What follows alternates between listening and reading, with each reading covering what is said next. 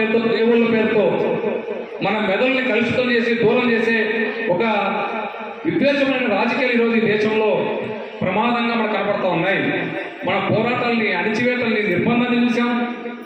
మహిళలను చూడకుండా విజయవాడ బయలుదేరిన మీ అందరినీ కూడా ఎక్కడికక్కడ రైళ్లలో కనీసం కనికరం మానవత్వం లేకుండా రాజ్యాంగంలో మనకి ఇచ్చిన హక్కుల్ని పాతరేసి 24 గంటలు మహిళా సాధికారతను గొప్ప చెప్పే పార్టీలు, ఆ పెద్దలు మన మీద నిర్బంధాన్ని ఛేదించి మనం ఈ 4.5 సంవత్సరం పోరాటాల కాలంలో ఉన్నాం.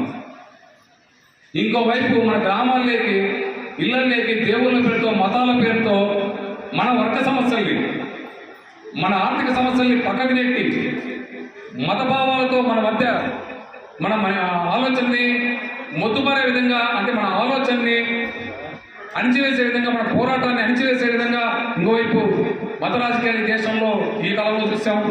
హిందీ పేరుతో దాడి చేశారు.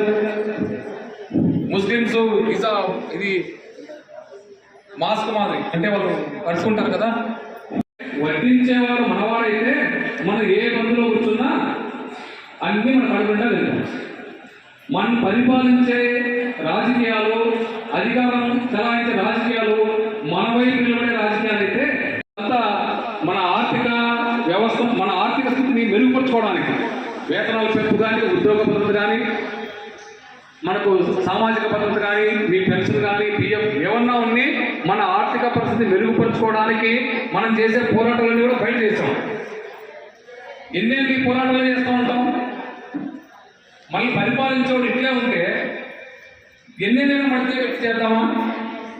కాబట్టి మన పరిపాలించే నాయకుల్ని, రాజకీయాన్ని మనం మార్చకుండా, శాసించకుండా